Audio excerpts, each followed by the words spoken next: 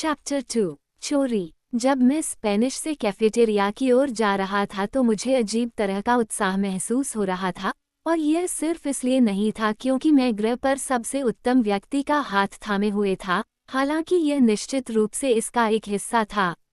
शायद यह इस बात का ज्ञान था कि मेरी सजा पूरी हो गई है और मैं फिर से एक स्वतंत्र महिला बन गई हूँ। या शायद इसका मुझसे कोई खास लेना देना नहीं था। शायद ये पूरे कैंपस में फैली आज़ादी का माहौल था। स्कूल बंद हो रहा था और खास तौर पर सीनियर क्लास के लिए हवा में एक अलग ही रोमांच था। आज़ादी इतनी करीब थी कि उसे छुआ जा सकता था, चखा जा सकता था। इसके संकेत हर जगह थे।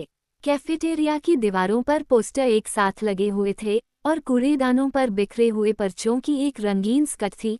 सालाना किताबें, क्लास रिंग और घोषणाएं खरीदने के लिए अनुस्मारक, ग्रेजुएशन गाउन, टोपी और टेसल ऑर्डर करने की समय सीमा, जूनियर द्वारा क्लास ऑफिस के लिए प्रचार करने के लिए नियॉन ब्राइट साल्स पिच, इस साल के प्रोम के लिए अशुभ गुलाब पुष्प वाले विज्ञापन।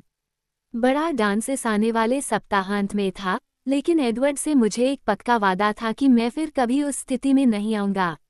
आखिरकार मैं पहले ही वह मानवीय अनुभव कर चुका था। नहीं, यह मेरी व्यक्तिगत स्वतंत्रता ही होगी जिसने आज मुझे हल्का महसूस कराया। स्कूल वर्ष के अंत ने मुझे वो खुशी नहीं दी जो अन्य छात्रों को दी थी।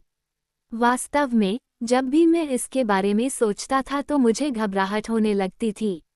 मैंने इसके बारे में न सोचने की कोशिश की, लेकिन ग्रेजुएशन जैसे सर्वव्यापी विषय से बचना कठिन था।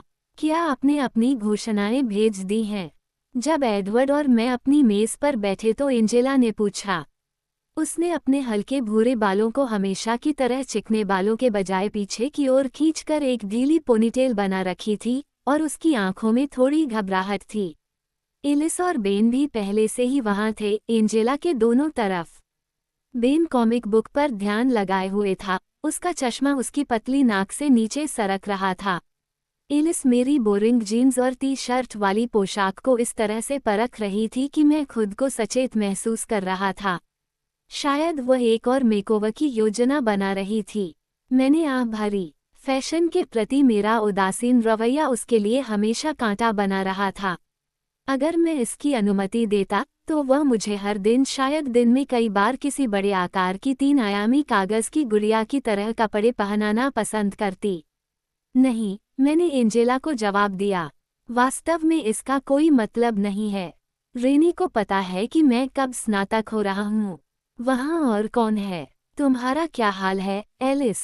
एलिस मुस्कुराई। सब हो गया। तुम भाग्यशाली हो, एंजेला ने आह भरी। मेरी माँ के हजारों चचेरे भाई बहन हैं और वह चाहती है कि मैं हर किसी को हाथ से संबोधित करूं। मुझे कार्पल टनल होने वाला है। मैं इसे और नहीं टाल सकती और मैं बस इससे डर रही हूँ। मैं आपकी मदद करूँगा, मैंने स्वेच्छा से कहा, अगर आपको मेरी भयानक लिखावट से कोई परेशानी न हो। चार्ली को ये पसंद आएगा। मैंने अपनी आंखों के कोने से एडवर्ड को मुस्कुराते हुए देखा। उसे भी ये पसंद आएगा। मैं वेयरवुल्फ को शामिल किए बिना चार्ली की शर्तें पूरी करूं। एंजेला राहत महसूस कर रही थी। ये बहुत अच्छा है। जब भी तुम चाहो मैं आ जाऊंगी। वास्तव में अगर आपको कोई परेशानी न हो तो मैं आपके घर जाना पसंद करूंगा, क्योंकि मैं अपने घर से ऊब चुका हूँ। चार्ली ने कल रात मुझे घर से निकाल दिया। मैंने अपनी खुशखबरी सुनाते हुए मुस्कुराया। सच में? एंजेला ने पूछा। उसकी हमेशा की तरह कोमल भूरी आंखों में हल्का उत्साह चमक रहा था। मुझे लगा कि तुमने कहा था कि तुम जीवन भर के लिए तैयार हो। मैं आपसे ज्यादा हैरान हूँ। मुझे यकीन था कि उसके द्वारा मुझे रिहा किए जाने से पहले मैं कम से कम हाई स्कूल की पढ़ाई तो पूरी कर ही लूँगा। ये तो बढ़िया है, बेला। हमें जश्न मनाने के लिए बाहर जाना होगा। तुम्हें अंदाजा भी नहीं है कि यह कितना अच्छा लगता है। हमें क्या करना चाहिए? एलिस ने सोचा। संभावनाओं को देखकर उसका चेहरा चमक उठा। एलिस के विचार आमतौर पर मेरे लिए थोड़े भव्य होते थे, और अब मैं उसकी आंखों में देख सकता था कि चीज़ों को बहुत दूर ले जाने की प्रवृत्ति अब कार्रवाई में बदल रही है। तुम जो भी सोच रही हो, एलिस, मुझे संदेह है कि मैं इतनी स्वतंत्र हूँ। मुफ्त तो मुफ्त ही होता है न? उसने जोर देकर कहा, मुझे यकीन है कि मेरे पास अभी भी महाद्वीपीय अमेरिका जैसी सीमाएं हैं। उदाहरण के लिए एंजेला और बेन हंस पड़े, लेकिन एलिस के चेहरे पर असली निराशा उभरी। तो आज रात हम क्या कर रहे हैं? उसने पूछा। कुछ नहीं, देखो, चलो कुछ दिन और इंतजार करते हैं ताकि यह पता चल सके कि वो मजाक तो नहीं कर रहा था। वैसे भी आज स्कूल की रात है, तो फिर हम इस सप्ताहांत जश्न मनाएंगे। एलिस के उत्साह को दबाना असंभव था। जरूर, मैंने उसे शांत करने की उम्मीद में कहा। मुझे पता था कि मैं कुछ भी बहुत अजीब नहीं करने जा रहा हूँ। चाली के साथ धीरे धीरे आगे बढ़ना सुरक्षित होगा। किसी भी तरह की मदद मांगने से पहले उसे यह समझने का मौका दे कि मैं कितना भरोसेमंद और परिपक्व हूँ। एंजेला और एलिस विकल्पों के बारे में बात करने लगे। बेन ने अपनी कॉमिक्स को एक तरफ रखकर बातचीत में शामिल हो गया। मेरा ध्यान भटक गया। मुझे ये जानकर आश्चर्य हुआ कि मेरी आज़ादी का विषय अचानक उतना संतोषजनक नहीं था जितना कि कुछ पल पहले था। जब वे पोर्ट एंजल्स या होक्विम में करने के लिए चीज़ों पर चर्चा कर रहे थे, तो मुझे असंतोष महसूस होने लगा।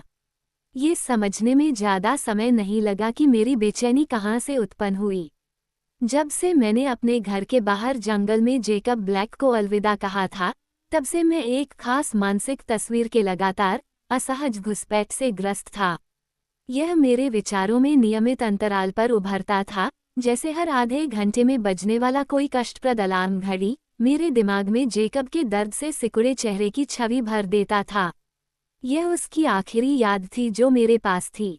जब मुझे फिर से वही परेशान करने वाला दृश्य दिखा, तो मुझे एहसास हुआ कि मैं अपनी आज़ादी से असंतुष्ट क्यों था। क्योंकि यह अधूरी थी। बेशक, मैं लापुश को छोड़कर जहाँ चाहूँ वहाँ जाने के लिए स्वतंत्र था। जेकब से मिलने के अलावा मैं जो चाहूँ कर सकता था। मैंने टेबल पर भौहें सिकोड़ी। बीच का कोई रास्ता तो होना ही था, सिवाय एलिस। एलिस, एंजेला की आवाज़ ने मुझे मेरी कल्पना से बाहर निकाला। वो एलिस के खाली, घूरते चेहरे के सामने अपना हाथ आगे पीछे हिला रही थी। एलिस की अभिव्यक्ति कुछ ऐसी थी जिसे मैंने पहचाना, एक ऐसी अभिव्यक्ति जिसने मेरे शरीर में घबराहट का एक स्वचालित झटका भेजा। उसकी आंखों में खालीपन ने मुझे बताया कि वो हमारे चारों ओर मौजूद साधारण लंचरूम दृश्य से बहुत अलग कुछ देख रही थी, लेकिन कुछ ऐसा जो हर चीज़ अपने अपने तरीके से वास्तविक थी। कुछ ऐसा जो आने वाला था, कुछ ऐसा जो जल्द ही होने वाला था। मुझे लगा कि मेरे चेहरे से खून बह रहा है। फिर एडवर्ड हंसा, एक बहुत ही स्वाभाविक, सहज आवाज़। एंजेला और बेन ने उसकी ओर देखा, लेकिन मेरी आंखें एलिस पर टिकी थीं। वह अचानक उछल पड़ी, मानो किसी ने उसे टेबल के नीचे लात मार दी हो। क्या ये झपकी का समय हो गया है? एलिस, एडवर्ड ने चिढ़ाते हुए कहा। एलिस फिर से अपने आप में आ गई। माफ करना, मैं दिवास्वप्न देख रही थी। मुझे लगता है, बेन ने कहा, दिवास्वप्न देखना स्कूल में 2 घंटे अतिरिक्त बिताने से बेहतर है। एलिस ने पहले से ज्यादा जोश के साथ बातचीत में खुद को फिर से शामिल कर लिया, बस थोड़ा ज्यादा। एक बार मैंने देखा कि उसकी नज़रें एडवर्ड की नज़रों से मिली, बस एक पल के लिए, और फिर उसने किसी और को नोटिस करने से पहले एंजेला की ओर देखा। एडवर्ड चुप था, बेसुध होकर मेरे बालों की एक लट से खेल रहा था। मैं उत्सुकता से एडवर्ड से यह पूछने के लिए इंतजार कर रहा था कि एलिस ने अपने सपने में क्या देखा था, लेकिन दोपहर 1 मिनट भी अकेले नहीं बीती। मुझे यह अजीब लगा, लगभग जानबूझकर। दोपहर के भोजन के बाद एडवर्ड ने बेन के साथ तालमेल बिठाने के लिए अपनी गति धीमी कर दी, कुछ असाइनमेंट के बारे में बात करते हुए। मुझे पता था कि वह पहले ही पूरा कर चुका था। फिर कक्षाओं के बीच में हमेशा कोई और होता था, हालांकि हमारे पास आमतौर पर कुछ मिनट अकेले होते थे। जब अंतिम घंटी बजी, तो एडवर्ड ने सभी लोगों में से माइक न्यूटन के साथ बातचीत शुरू कर दी। माइक के पार्किंग स्थल की ओर बढ़ने पर मैं उसके साथ कदम से कदम मिलाकर चलने लगा।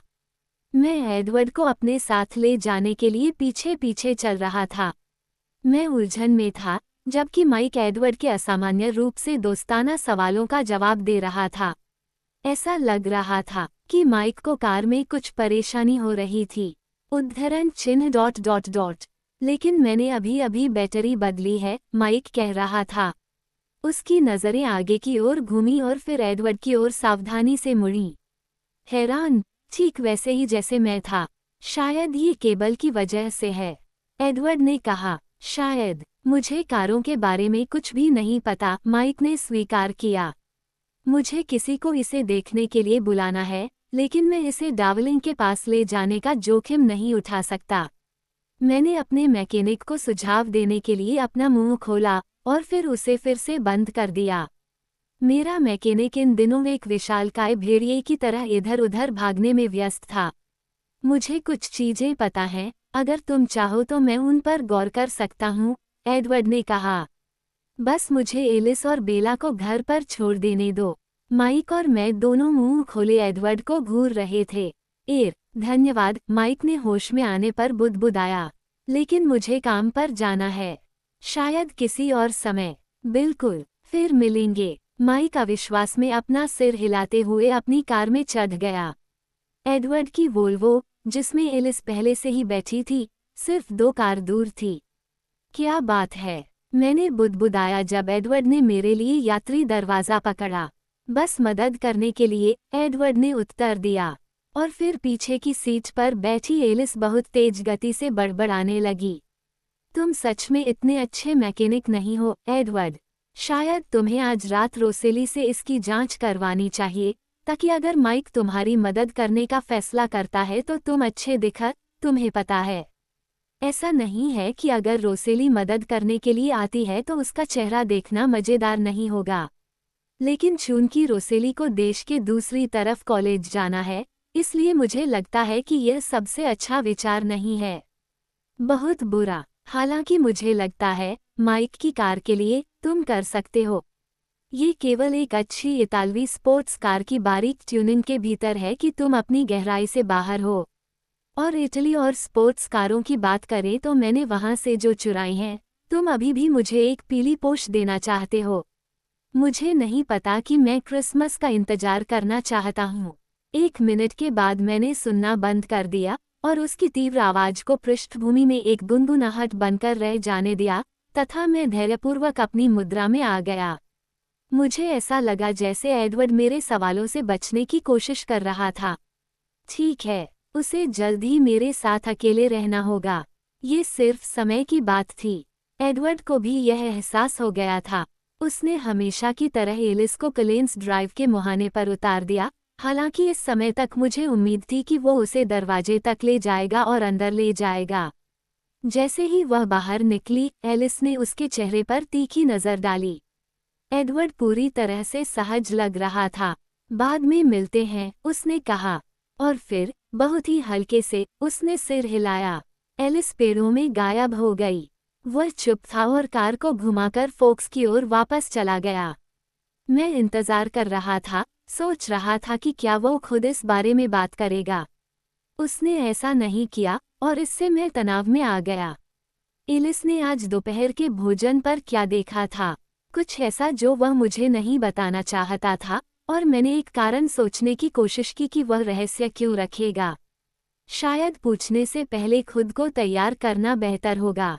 मैं घबराना नहीं चाहता था और उसे यह सोचने नहीं देना चाहता था कि मैं इसे संभाल नहीं सकता, चाहे वह कुछ भी हो। इसलिए हम दोनों तब तक चुप रहे जब तक कि हम चार्ली के घर वापस नहीं पहुंच गए। उन्होंने टिप्पणी की, आज रात हल्का होमवर्क होगा। मैंने सहमति जताई। क्या आपको लगता है कि मुझे फिर से अंदर जाने की अनुमति है? जब तुम मुझे स्कूल के लिए लेने आए थे तो चार्ली ने कोई गुस्सा नहीं दिखाया था। लेकिन मुझे यकीन था कि चार्ली घर आकर एडवर्ड को यहाँ देखकर जल्दी ही उदास हो जाएगा। शायद मुझे रात के खाने के लिए कुछ खास बनाना चाहिए। मैं अंदर जाकर सीढ़ियों से ऊपर चली गई और एडवर्ड भी मेरे पीछे पीछे आया। वह मेरे बिस्तर पर लेटा हुआ खिड़की से बाहर देख रहा था। ऐसा लग रहा था कि उसे मेरी बेचैनी का कोई एहसास नहीं था। मैंने अपना बैग रखा और कंप्यूटर चालू किया। मेरी माँ का एक अनुत्तरित ईमेल था, जिसे पढ़ने के लिए मुझे बहुत समय लगा, तो वह घबरा गईं। मैं अपनी उंगलियां बजाते हुए अपने जीर्ण शीर्ण कंप्यूटर के जागने का इंतजार कर रहा था। वे डेस्क से टकरा रहे थे, एकटक और बेचैनी से। और फिर उसकी उंगलियां मेरी उंगलियां पर थीं, उन्हें स्थिर रखते हुए। क्या आज हम थोड़े अधीर हैं? उन्होंने बुदबुदाया। मैंने व्यंग्यात्मक टिप्पणी करने के इरादे से ऊपर देखा, लेकिन उसका चेहरा मेरी अपेक्षा से कहीं ज्यादा करीब था। उसकी सुनहरी आंखें धधक रही थीं, बस कुछ इंच की दूरी पर, और उसकी सांसें मेरे खुले होठों पर ठंडी पड़ रही थीं। मैं अपनी जीभ पर उसकी खुशबू का स्वाद ले सकता था। मुझे याद नहीं आ रहा था कि मैं क्या मजाकिया जवाब देने वाला था। मुझे अपना नाम भी याद नहीं आ रहा था। उसने मुझे संभलने का मौका नहीं दिया। अगर मेरी मर्जी होती, तो मैं अपना ज्यादातर समय एडवर्ड को चूमने में बिताती। मेरे जीवन में ऐसा कुछ भी अनुभव नहीं था जो उसके ठंडे होठों के एहसास की तुलना में हो, जो संगमरमर की तरह सख्त लेकिन हमेशा बहुत कोमल थे, मेरे साथ चलते हुए। मैं प्रायः अपनी राह पर नहीं चल पाता था, इसलिए मुझे थोड़ा आश्चर्य हुआ जब उसकी उंगलियां मेरे बालों में उलझ गईं और मेरा चेहरा उसके चेहरे से सटा दिया। मेरी बाहें उसकी गर्दन के पीछे बंध गईं, और मैं चाहती थी कि मैं इतनी मजबूत होती कि उसे यहाँ कैद रख पाती। एक हाथ मेरी पीठ पर फिसला और मुझे उसकी पत्थर जैसी छाती से और कसकर दबाया। उसके स्वेटर के ऊपर से भी उसकी त्वचा इतनी ठंडी थी कि मैं कांप उठी। ये खुशी की, आनंद की कांप थी, लेकिन प्रतिक्रिया में उसके हाथ ढीले पड़ने लगे। मुझे पता था कि मेरे पास 3 सेकंड हैं, इससे पहले कि वह आह भरकर मुझे चतुराई से दूर ले जाए, कुछ ऐसा कहते हुए कि हमने एक दोपहर के लिए मेरी जान को कितना जोखिम में डाला है। अपने आखिरी सेकंड का पूरा फायदा उठाते हुए मैंने खुद को उसके करीब दबाया, खुद को उसके आकार में ढाल लिया। मेरी जीभ की नोक ने उसके निचले होंठ के वक्र को छुआ। ये बिल्कुल चिकना था, जैसे कि इसे पॉलिश किया गया हो, और स्वाद। उसने मेरा चेहरा अपने से दूर खींच लिया और आसानी से मेरी पकड़ तोड़ दी। शायद उसे ये भी एहसास नहीं हुआ कि मैं अपनी पूरी ताकत लगा रही थी। वो एक बार हंसा, एक धीमी, गले से निकली आवाज। उसकी आंखें उत्तेजना से चमक रही थीं, जिसे उसने इतनी कठोरता से किया था। अनुशासित। आह बेला, उसने आह भरी। मैं कहूँगा कि मुझे खेद है, लेकिन मुझे खेद नहीं है। और मुझे इस बात पर दुख होना चाहिए कि तुम्हें दुख नहीं है, लेकिन मुझे दुख नहीं है। शायद मुझे बिस्तर पर जाकर बैठ जाना चाहिए। मैंने थोड़ा चक्कर खाते हुए कहा, अगर आपको लगता है कि यह जरूरी है। वो कुटिलता से मुस्कुराया और अपने आप को सुलझाया। मैंने अपना सिर कुछ बार हिलाया, उसे साफ करने की कोशिश की, और वापस अपने कंप्यूटर की ओर मुड़ा। अब सब कुछ गर्म हो चुका था और गुनगुना रहा था। खैर, गुनगुनाहट उतनी नहीं थी जितनी कराहना। रेनी से कहो कि मैंने हेलो कहा है। अवश्य। मैंने रेनी के ईमेल को स्कैन किया और उसके द्वारा की गई कुछ मूर्खतापूर्ण हरकतों पर अपना सिर हिलाया। मैं उतना ही मनोरंजक और भयभीत था जितना पहली बार इसे पढ़ते समय था। यह मेरी माँ की तरह था कि वह भूल गई कि ऊंचाई से उसे कितना डर लगता था जब तक कि वह पैराशूट और डाइव इंस्ट्रक्टर से बंधी नहीं थी। मुझे फिल, जो लगभग 2 साल से उसका पति है, से थोड़ी निराशा हुई कि उसने ऐसा करने दिया। मैं उसकी बेहतर देखभाल करता। मैं उसे बहुत बेहतर जानता था। मैंने खुद को याद दिलाया कि आपको उन्हें अंततः अपने रास्ते पर चलने देना होगा। आपको उन्हें अपना जीवन जीने देना होगा। मैंने अपनी जिंदगी का ज्यादातर समय रेनी की देखभाल करने में बिताया, धैर्यपूर्वक उसे उसकी सबसे पागलपन भरी योजनाओं से दूर रखने में, उन चीज़ों को अच्छे स्वभाव से सहन करने में, जिनके बारे में मैं उससे बात नहीं कर सकता था। मैं हमेशा अपनी माँ के साथ उदार रहा हूँ, उनसे खुश होता हूँ, यहाँ तक कि उनके प्रति थोड़ा नम्र भी रहा हूँ। मैंने उनकी गलतियों का अंबार देखा और मन ही मन हंसा। बिखरी हुई रेनी। मैं अपनी माँ से बहुत अलग इंसान थी। एक विचारशील और सतर्क व्यक्ति, एक जिम्मेदार व्यक्ति, एक वयस्क। मैं खुद को इसी तरह देखती थी। मैं ऐसी ही इंसान थी जिसे मैं जानती थी। एडवर्ड के चुंबन से मेरे सिर में अभी भी खून दौड़ रहा था। मैं अपनी माँ की सबसे बड़ी जीवन परिवर्तनकारी गलती के बारे में सोचने से खुद को रोक नहीं पाया। मूर्खतापूर्ण और रोमांटिक, हाई स्कूल से बाहर निकलते ही एक ऐसे व्यक्ति से शादी करना जिसे वह मुश्किल से जानती थी, और फिर 1 साल बाद मुझे जन्म देना। उसने हमेशा मुझसे वादा किया था कि उसे कोई पछतावा नहीं है, कि मैं उसके जीवन का सबसे अच्छा उपहार था जो उसे कभी मिला था। और फिर भी उसने मुझे बार बार यह सिखाया कि समझदार लोग शादी को गंभीरता से लेते हैं। परिपक्व लोग कॉलेज जाते हैं और किसी रिश्ते में गहराई से शामिल होने से पहले करियर शुरू करते हैं। वह जानती थी कि मैं कभी भी उतना विचारहीन और मूर्ख और छोटे शहर का नहीं हो सकता जितना वह थी। मैंने दांत पीसते हुए उसके पत्र का उत्तर देते समय ध्यान केंद्रित करने की कोशिश की। तभी मुझे उसकी विदाई पंक्ति याद आई और मुझे याद आया कि मैंने पहले लिखना क्यों भूला दिया था। तुमने बहुत दिनों से जेकब के बारे में कुछ नहीं कहा, उसने लिखा था। आजकल वह क्या कर रहा है? मुझे यकीन था कि चार्ली उसे प्रेरित कर रहा था। मैंने आह भरी और जल्दी जल्दी टाइप करते हुए उसके प्रश्न का उत्तर 2 कम संवेदनशील पैराग्राफों के बीच में रख दिया। जेकब ठीक है, मुझे लगता है। मैं उसे ज्यादा नहीं देखता, वो इन दिनों अपना ज्यादातर समय लापुश में अपने दोस्तों के साथ बिताता है। मन ही मन व्यंग्यपूर्वक मुस्कुराते हुए मैंने एडवर्ड का अभिवादन जोड़ा और भेजे दबा दिया। मुझे एहसास ही नहीं हुआ कि एडवर्ड फिर से मेरे पीछे चुपचाप खड़ा था, जब तक कि मैंने कंप्यूटर बंद नहीं कर दिया और डेस्क से दूर नहीं चला गया। मैं उसे मेरे कंधे पर बैठकर पढ़ने के लिए डांटने ही वाला था कि मुझे एहसास हुआ कि वो मेरी तरफ बिल्कुल भी ध्यान नहीं दे रहा था। वो एक सपाट काले बॉक्स की जांच कर रहा था, जिसके तार मुख्य चौक से दूर टेढ़े मेरे तरीके से मुड़े हुए थे, जो कि जो भी था उसके लिए स्वस्थ नहीं लग रहा था। 1 सेकंड के बाद मैंने कार स्टीरियो को पहचान लिया जो एमिट, रोजली और जैस्पर ने मुझे मेरे पिछले जन्मदिन पर दिया था। मैं अपनी अलमारी के फर्श पर धूल के बढ़ते ढेर के नीचे छिपे जन्मदिन के उपहारों के बारे में भूल गया था। तुमने इसके साथ क्या किया? उसने भयभीत स्वर में पूछा। ये डैशबोर्ड से बाहर नहीं आना चाहता था, तो तुम्हें उसे यातना देने की जरूरत महसूस हुई। आप जानते हैं कि मैं औजारों के साथ कैसा व्यवहार करता हूँ। कोई भी दर्द जानबूझकर नहीं दिया गया। उसने अपना सिर हिलाया, उसके चेहरे पर झूठी त्रासदी का मुखौटा था। तुमने इसे मार डाला। मैंने कंधे उचकाए। अच्छा, ठीक है। उन्होंने कहा, अगर वे ये देखेंगे तो उनकी भावनाएं आहत होंगी। मुझे लगता है कि यह अच्छी बात है कि आपको घर में नजरबंद रखा गया है। इससे पहले कि वे नोटिस करें, मुझे एक और नजरबंद करना होगा। धन्यवाद, लेकिन मुझे फैंसी स्टीरियो की जरूरत नहीं है। मैं इसे आपके लिए नहीं बदलने जा रहा हूँ। एक कहावत में, पिछले साल तुम्हें अपने जन्मदिन के उपहारों से कुछ खास फायदा नहीं हुआ, उसने असंतुष्ट स्वर में कहा। अचानक वह कागज के एक सख्त आयत से खुद को हवा कर रहा था। मैंने जवाब नहीं दिया, इस डर से कि मेरी आवाज कांप जाएगी। मेरा विनाशकारी 18वां जन्मदिन, उसके सभी दुखों के साथ। दूरगामी परिणाम कुछ ऐसा था जिसे मैं याद रखना नहीं चाहता था, और मुझे आश्चर्य हुआ कि वह इस बारे में बात करेगा। वह इस बारे में मुझसे भी ज्यादा संवेदनशील था। क्या तुम्हें पता है कि ये समाप्त होने वाले हैं? उसने कागज मेरी ओर बढ़ाते हुए पूछा।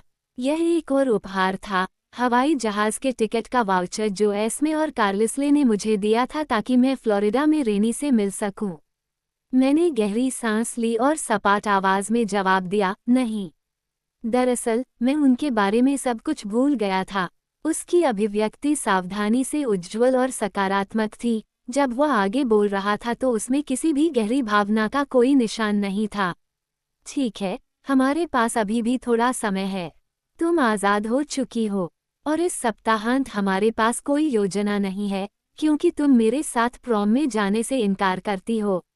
वह मुस्कुराया। अपनी आज़ादी का जश्न इस तरह क्यों नहीं मनाती? मैं चौंका। फ्लोरिडा जाकर आपने महाद्वीपीय अमेरिका के अनुमेय होने के बारे में कुछ कहा था। मैंने उसे संदेह भरी नज़रों से देखा और यह समझने की कोशिश की कि यह सब कहाँ से आया है। ठीक है, उसने पूछा, क्या हम रेनी से मिलने जा रहे हैं या नहीं? चार्ली इसकी कभी अनुमति नहीं देगा। चार्ली आपको अपनी माँ से मिलने से नहीं रोक सकता। प्राथमिक अभिरक्षा अभी भी उसके पास है। किसी के पास मेरी कस्टडी नहीं है। मैं एक वयस्क हूँ। वो एक शानदार मुस्कान बिखेरते हुए बोला, बिल्कुल। मैंने इस पर कुछ देर सोचा और फिर फैसला किया कि यह लड़ाई के लायक नहीं है। चार्ली इस बात से नाराज होगा कि मैं रेनी से मिलने नहीं जा रहा था, बल्कि इस बात से कि एडवर्ड मेरे साथ जा रहा था। चार्ली मुझसे महीनों तक बात नहीं करेगा और शायद मैं फिर से घर में कैद हो जाऊंगा। इस बारे में बात करना भी समझदारी नहीं होगी। शायद कुछ हफ्तों में, ग्रेजुएशन के उपकार के तौर पर या कुछ और। लेकिन अपनी माँ को अभी देखने का विचार, कुछ हफ्तों बाद नहीं, मेरे लिए रोकना मुश्किल था। मुझे रेनी को देखे हुए बहुत समय हो गया था, और उससे भी ज्यादा समय हो गया था जब मैंने उसे सुखद परिस्थितियों में देखा था। पिछली बार जब मैं उसके साथ फीनिक्स में था, तो मैंने पूरा समय अस्पताल के बिस्तर पर बिताया था। पिछली बार जब वो यहाँ आई थी, तो मैं कमोबेश बेहोश हो गया था। उसके साथ छोड़ने के लिए यह बिल्कुल भी अच्छी यादें नहीं थीं। और शायद, अगर उसने देखा कि मैं एडवर्ड के साथ कितनी खुश हूँ, तो वह चार्ली को शांत रहने के लिए कहेगी। जब मैं विचार कर रही थी, एडवर्ड मेरे चेहरे को ध्यान से देख रहा था। मैंने आह भरी, इस सप्ताहांत नहीं। क्यों नहीं? मैं चार्ली से लड़ना नहीं चाहता। जब तक वह मुझे माफ नहीं कर देता, तब तक नहीं। उसकी भौहें सिकुड़ गईं। मुझे लगता है कि यह सप्ताहांत बहुत बढ़िया है, उसने बुदबुदाया। मैंने अपना सिर हिलाया, फिर कभी। तुम अकेली नहीं हो जो इस घर में फंसी हुई हो, तुम्हें पता है। उसने मेरी ओर देखा, शक फिर से लौट आया। इस तरह का व्यवहार उसके जैसा नहीं था। वो हमेशा असंभव रूप से निस्वार्थ था। मुझे पता था कि यह मुझे बिगाड़ रहा था। आप जहाँ चाहें जा सकते हैं, मैंने कहा। तुम्हारे बिना बाहरी दुनिया में मेरी कोई रुचि नहीं है। मैंने इस अतिशयोक्ति पर अपनी आंखें घुमाईं। उन्होंने कहा, मैं गंभीर हूँ। चलिए बाहरी दुनिया को धीरे धीरे अपनाते हैं, ठीक है। उदाहरण के लिए, हम पोर्ट एंजल्स में एक फिल्म से शुरुआत कर सकते हैं। वो करा उठा, कोई बात नहीं, हम इस बारे में बाद में बात करेंगे। अब बात करने के लिए कुछ नहीं बचा है। उसने कंधे उचकाए। ठीक है, तो नया विषय, मैंने कहा। मैं आज दोपहर की अपनी चिंताओं को लगभग भूल ही गया था, अगर उसका यही इरादा होता। एलिस ने आज दोपहर के भोजन पर क्या देखा? मैं बोलते समय उसकी प्रतिक्रिया जानने के लिए उसकी ओर देखता रहा। उसके चेहरे पर संयम था, उसकी पुखराज जैसी आंखों में बस थोड़ी सी कठोरता थी। वह जैस्पर को किसी अजीब जगह पर देख रही है, कहीं दक्षिण पश्चिम में, वह सोचती है, उसके पूर्व परिवार के पास। लेकिन उसका वापस जाने का कोई सचेत इरादा नहीं है। उसने आह भरी, इससे वह चिंतित हो गई है। ओह, यह मेरी उम्मीद से बिल्कुल अलग था। लेकिन निश्चित रूप से यह समझ में आया कि एलिस जैस्पर के भविष्य पर नजर रखेगी। वो उसका जीवन साथी था, उसका सच्चा जीवन साथी, हालांकि वे अपने रिश्ते के बारे में उतने भड़कीले नहीं थे जितने रोज़ली और अमित थे। तुमने मुझे पहले क्यों नहीं बताया? मुझे नहीं पता था कि तुमने इस पर ध्यान दिया होगा, उन्होंने कहा। वैसे भी, यह शायद कोई महत्वपूर्ण बात नहीं है। मेरी कल्पना शक्ति दुर्भाग्य से नियंत्रण से बाहर हो गई थी। मैंने एक बिल्कुल सामान्य दोपहर को तब तक घुमाया जब तक कि ऐसा नहीं लगा कि एडवर्ड मुझसे कुछ छिपाने के लिए अपनी हदें पार कर रहा है। मुझे थेरेपी की ज़रूरत थी। हम अपना होमवर्क करने के लिए नीचे चले गए, बस अगर चार्ली जल्दी आ गया तो। एडवर्ड ने कुछ ही मिनटों में काम खत्म कर दिया। मैंने अपने कैलकुलस को तब तक मेहनत से पूरा किया जब तक कि मैंने तय नहीं कर लिया कि चार्ली के लिए डिनर बनाने का समय आ गया है। एडवर्ड ने मदद की, कच्चे माल को देखकर हर बार मुंह बनाता रहा, मानव भोजन उसे थोड़ा घिनौना लगता था। मैंने दादी स्वान की रेसिपी से स्ट्रोगानॉफ बनाया, क्योंकि मैं चापलूसी कर रहा था। यह मेरे पसंदीदा व्यंजनों में से एक नहीं था, लेकिन ये चार्ली को खुश कर देगा। चार्ली घर पहुंचने पर पहले से ही अच्छे मूड में लग रहा था। उसने एडवर्ड के साथ बदतमीजी करने की भी कोशिश नहीं की। एडवर्ड हमेशा की तरह हमारे साथ खाना खाने से मना कर दिया। रात के समाचारों की आवाज़ सामने वाले कमरे से आ रही थी, लेकिन मुझे संदेह था कि एडवर्ड वाकई देख रहा था। 3 बार भोजन निगलने के बाद चार्ली ने अपने पैरों को खाली कुर्सी पर टिका दिया और अपने हाथों को संतुष्ट भाव से अपने फूले हुए पेट पर रख लिया। ये बहुत बढ़िया था, बेल्स। मुझे खुशी है कि तुम्हें ये पसंद आया। काम कैसा चल रहा था? वो इतनी एकाग्रता से खा रहा था कि मैं उससे बात नहीं कर पाया। थोड़ा धीमा। हाँ, वाकई बहुत धीमा। मार्क और मैंने दोपहर के अच्छे हिस्से में ताश खेला, उसने मुस्कुराते हुए स्वीकार किया। मैं जीत गया, 19 हाथ से 7। और फिर मैं कुछ देर के लिए बिली के साथ फोन पर था। मैंने अपना भाव वैसा ही बनाए रखने की कोशिश की। वह कैसा है? अच्छा अच्छा। उसके जोड़ उसे थोड़ा परेशान कर रहे हैं। ओह, ये तो बहुत बुरा है। हाँ, उन्होंने हमें इस सप्ताहांत पर आने के लिए आमंत्रित किया है। वह क्लियरवाटर्स और यूलेस को भी अपने यहाँ बुलाने के बारे में सोच रहे थे। एक तरह की प्लेऑफ पार्टी। हाँ, मेरी प्रतिभापूर्ण प्रतिक्रिया थी। लेकिन मैं क्या कह सकता था? मुझे पता था कि मुझे माता पिता की निगरानी के साथ भी वेयरवुल्फ पार्टी में जाने की अनुमति नहीं दी जाएगी। मुझे आश्चर्य हुआ कि क्या एडवर्ड को चाली केला पुश में घूमने से कोई समस्या होगी, या क्या वह यह मान लेगा कि चून की चाली ज्यादातर समय बिली के साथ बिताता था, जो केवल एक इंसान था, इसलिए मेरे पिता को कोई खतरा नहीं होगा। मैं उठा और चाली की ओर देखे बिना बर्तनों को एक साथ रख दिया। मैंने उन्हें सिंक में डाल दिया और पानी चालू कर दिया। एडवर्ड चुपचाप आया और एक डिश टॉवल पकड़ लिया। चाली ने आह भरी और उस पल के लिए हार मान ली। हालांकि मुझे लगा कि जब हम फिर से अकेले होंगे तो वह इस विषय पर फिर से चर्चा करेगा। वह अपने पैरों पर खड़ा हुआ और टीवी की ओर बढ़ गया, जैसा कि हर रात होता था। चाली, एडवर्ड ने बातचीत के लहजे में कहा। चाली अपनी छोटी सी रसोई के बीच में रुक गया। हाँ, क्या बेला ने तुम्हें कभी बताया कि मेरे माता पिता ने उसके पिछले जन्मदिन पर उसे हवाई जहाज के टिकट दिए थे, ताकि वह रेनी से मिले? मैंने वह प्लेट गिरा दी जिसे मैं साफ कर रहा था। वह काउंटर से टकराई और जोर से फर्श पर गिरी। वह टूटी नहीं, लेकिन साबुन का पानी कमरे में और हम तीनों पर फैल गया। चाली को इस बात का पता भी नहीं चला। बेला, उसने स्तब्ध स्वर में पूछा। मैंने प्लेट को वापस लेते समय अपनी नज़रें उस पर गड़ाए रखीं। हाँ, उन्होंने ऐसा किया था। चाली ने जोर से निगलते हुए एडवर्ड की ओर देखा और फिर उसकी आंखें सिकुड़ गईं। नहीं, उसने कभी इसका जिक्र नहीं किया। एडवर्ड ने धीरे से कहा। क्या कोई कारण था जिसके चलते आपने यह मुद्दा उठाया? चाली ने कठोर स्वर में पूछा। एडवर्ड ने कंधे उचका दिए। वे समाप्त होने वाले हैं। मुझे लगता है कि अगर बेला अपने उपहार का उपयोग नहीं करती है तो इससे एस्मे की भावनाओं को ठेस पहुंच सकती है। ऐसा नहीं है कि वह कुछ कहेगी। मैं अविश्वास से एडवर्ड को देखता रहा। चाली ने 1 मिनट सोचा। शायद यह अच्छा विचार है कि तुम अपनी माँ बेला से मिलने जाओ। उसे यह अच्छा लगेगा। हालांकि मुझे आश्चर्य है कि तुमने इस बारे में कुछ नहीं कहा। मैं भूल गया, मैंने स्वीकार किया। उसने भौहें सिकोड़ी। तुम भूल गए कि किसी ने तुम्हें हवाई जहाज का टिकट दिया था। मैंने अस्पष्टता से कहा और वापस सिंक की ओर मुड़ गया। मैंने देखा कि तुमने कहा था कि वे समाप्त होने वाले हैं, एडवर्ड, चाली ने कहा। तुम्हारे माता पिता ने उसे कितने टिकट दिए? सिर्फ एक उसके लिए और एक मेरे लिए। इस बार मैंने जो प्लेट गिराई वह सिंक में जा गिरी, इसलिए उसने उतनी आवाज नहीं की। मैं अपने पिता के सांस छोड़ने की तेज आवाज को आसानी से सुन सकता था। मेरे चेहरे पर खून की लहर दौड़ गई, जलन और निराशा से। एडवर्ड ऐसा क्यों कर रहा था?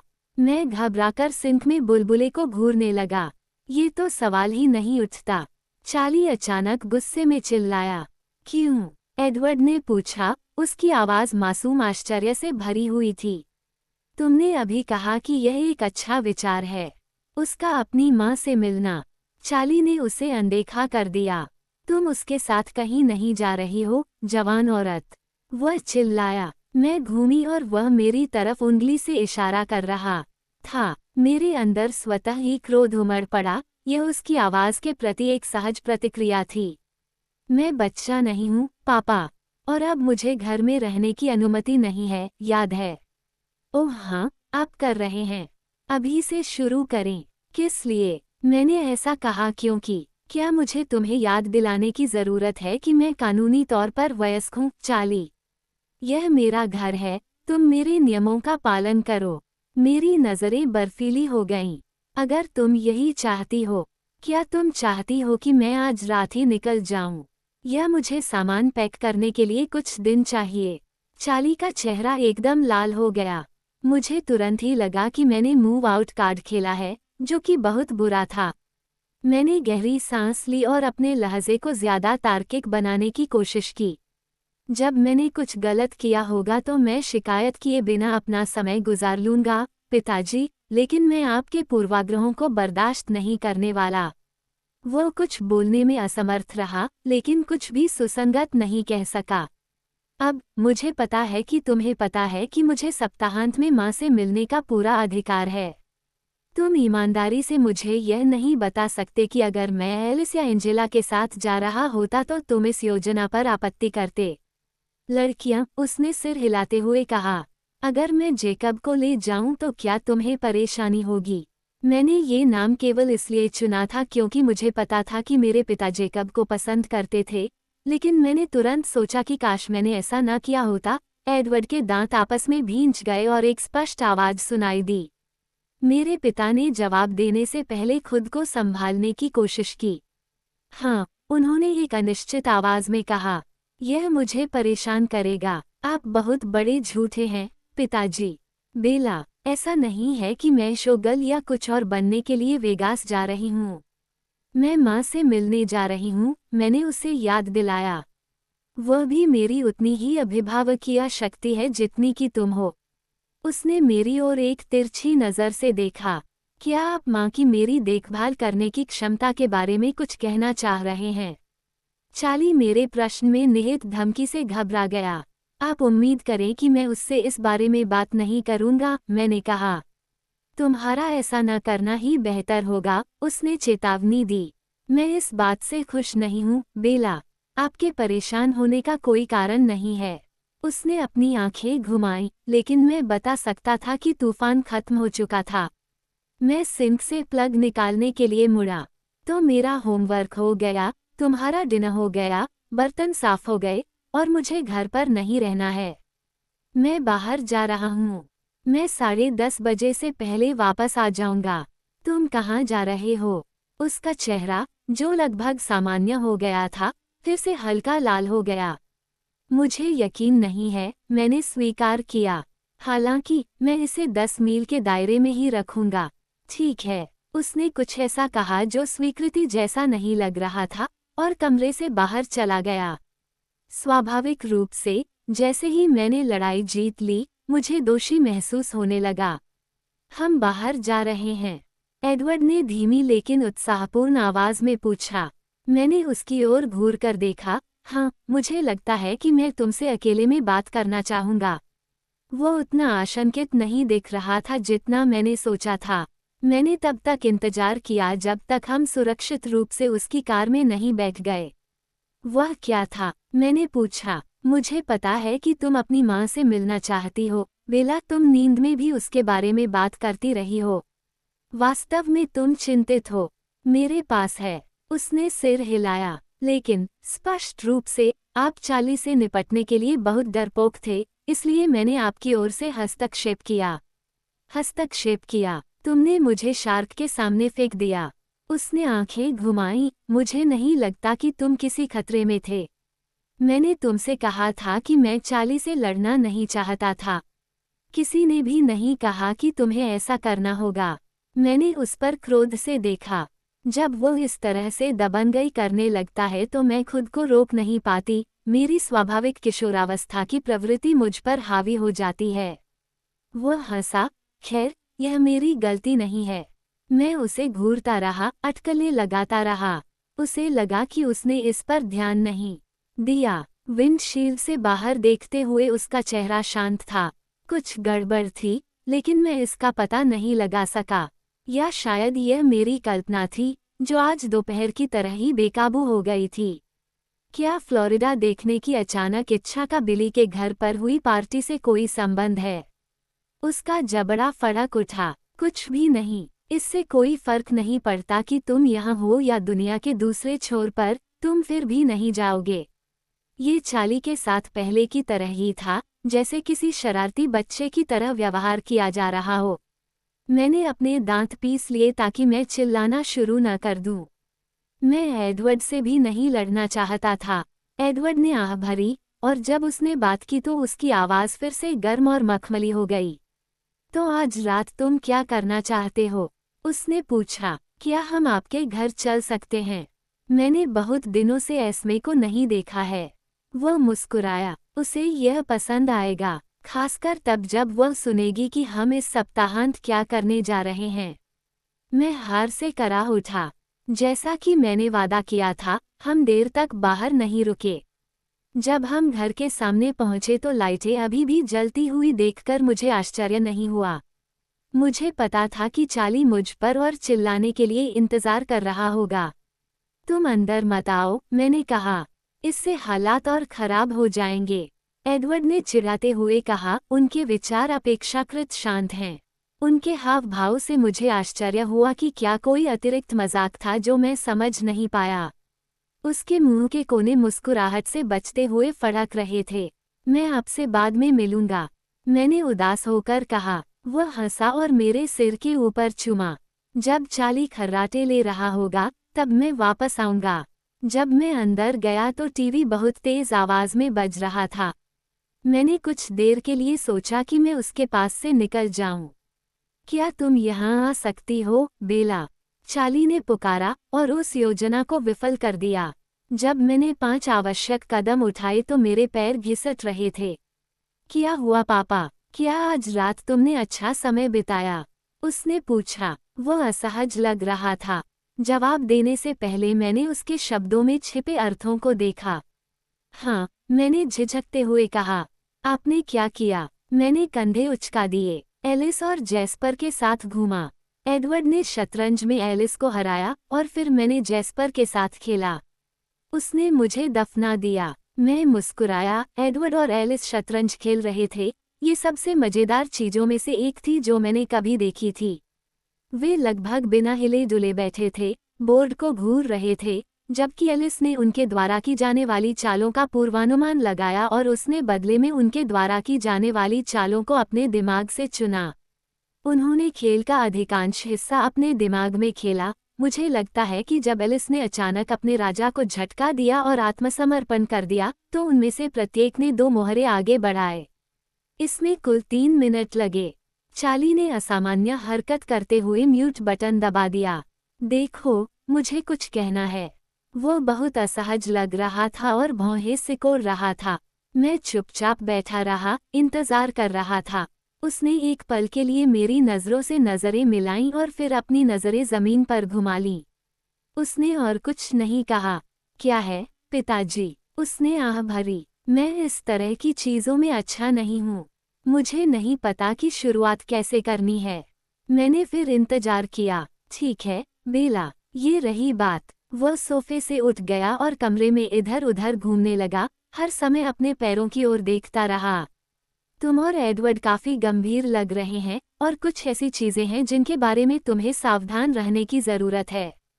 मैं जानता हूं कि तुम अब वयस्क हो गई हो, लेकिन तुम अभी भी जवान हो, बेला, और ऐसी कई महत्वपूर्ण चीजें हैं जिन्हें तुम्हें तब जानना चाहिए जब तुम ठीक हो, जब तुम शारीरिक रूप से शामिल हो। ओह, प्लीज प्लीज नहीं। मैंने अपने पैरों पर कूदते हुए विनती की। कृपया मुझे बताएं कि आप मेरे साथ सेक्स के बारे में बात करने की कोशिश नहीं कर रहे हैं, चार्ली। उसने फर्श पर घूर कर देखा। मैं तुम्हारा पिता हूँ। मेरी भी जिम्मेदारियां हैं। याद रखना, मैं भी उतना ही शर्मिंदा हूँ जितना तुम हो। मुझे नहीं लगता कि यह मानवीय रूप से संभव है। वैसे भी, माँ ने 10 साल पहले ही तुम्हें हरा दिया था। अब तुम बच गए। 10 साल पहले तुम्हारा कोई बॉयफ्रेंड नहीं था, उसने अनिच्छा से कहा।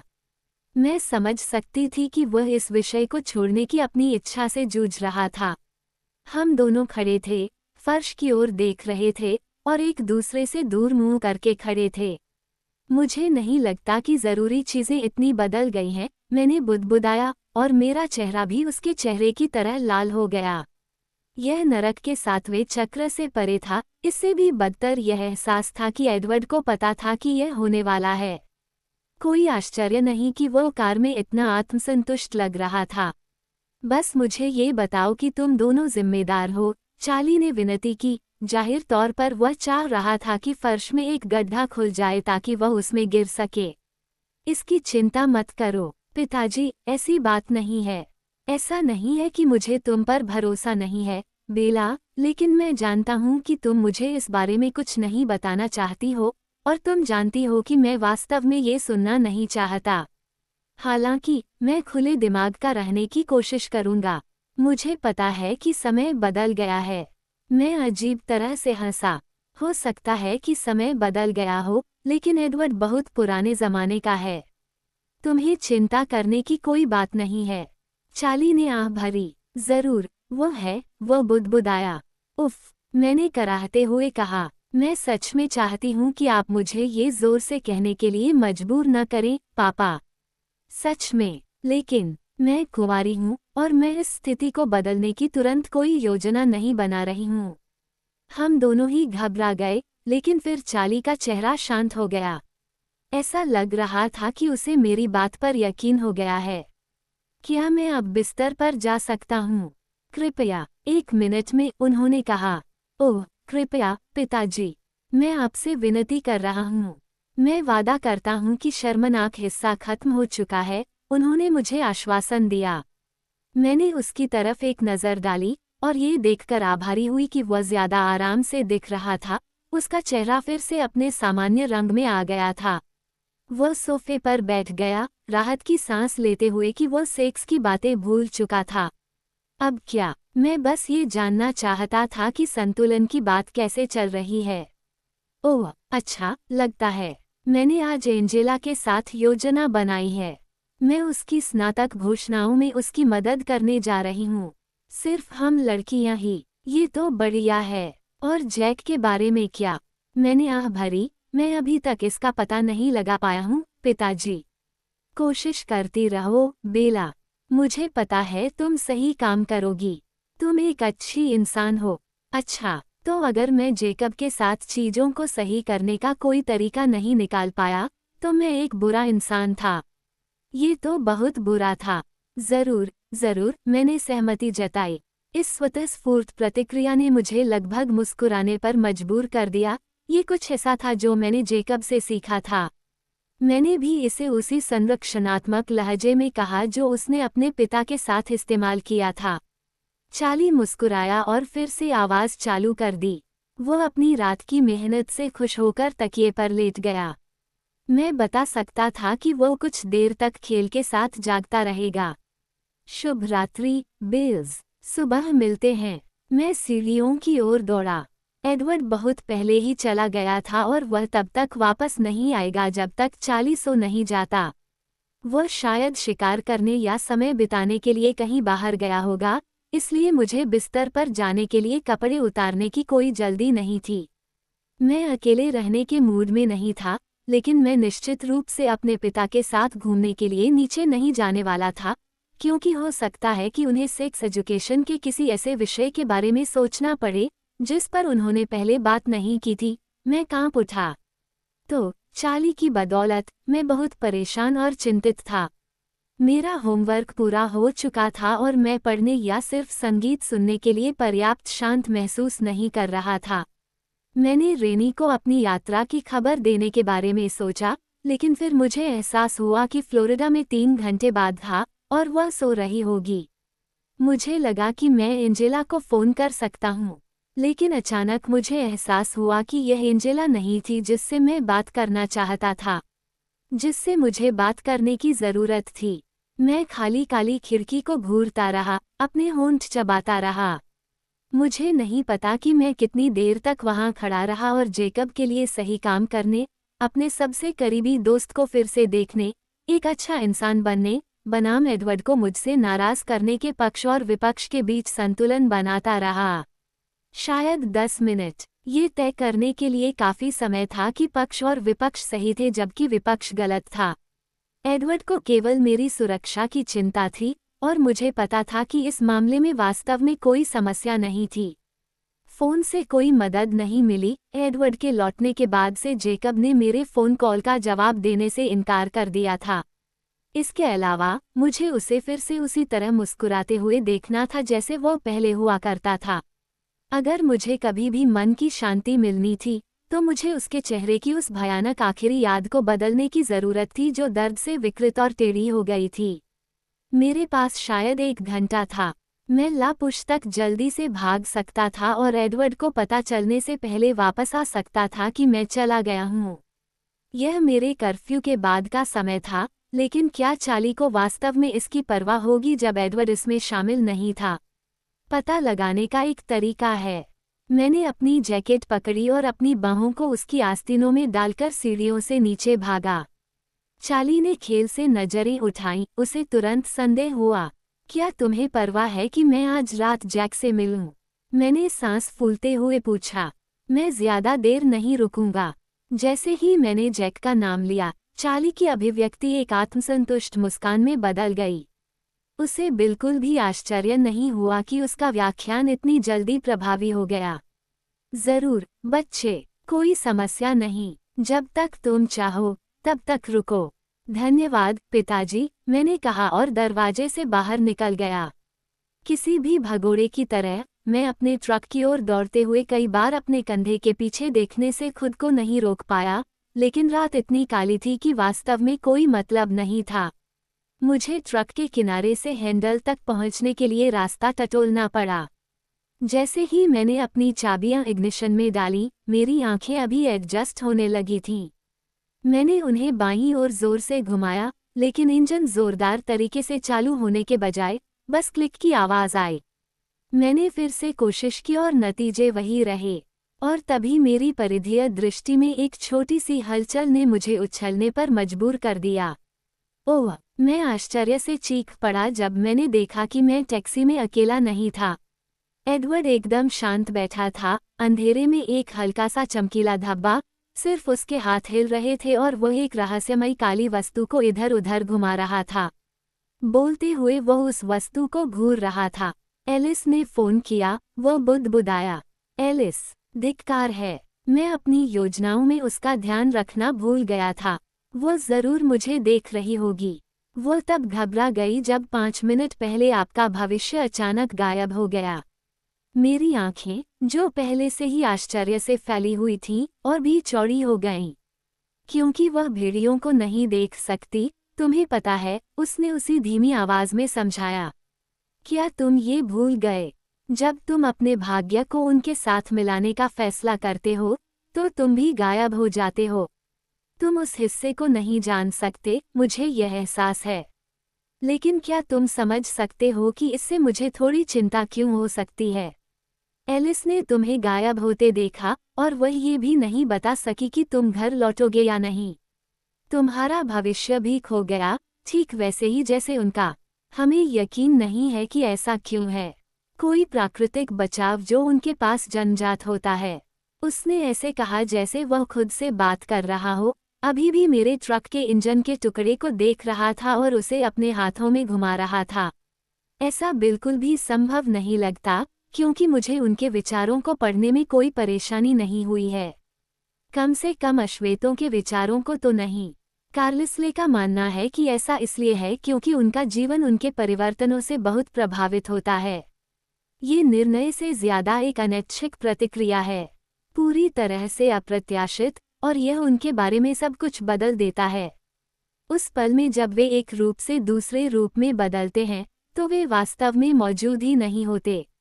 भविष्य उन्हें संभाल नहीं सकता। मैं पूरी खामोशी से उनकी बातें सुनता रहा। मैं स्कूल के समय तक आपकी कार ठीक कर दूंगा, यदि आप स्वयं गाड़ी चलाना चाहें, उन्होंने 1 मिनट बाद मुझे आश्वासन दिया। अपने होठों को आपस में दबाते हुए मैंने अपनी चाबियां निकाली और अकड़ते हुए ट्रक से बाहर निकल आया। अगर तुम चाहती हो कि मैं आज रात घर पर न रहूं तो अपनी खिड़की बंद कर लो। मैं समझूंगा, उसने फुसफुसाते हुए कहा, इससे पहले कि मैंने दरवाजा बंद किया। मैं भी घर में घुसा और दरवाजा जोर से बंद कर दिया। क्या हुआ? चार्ली ने सोफे से पूछा।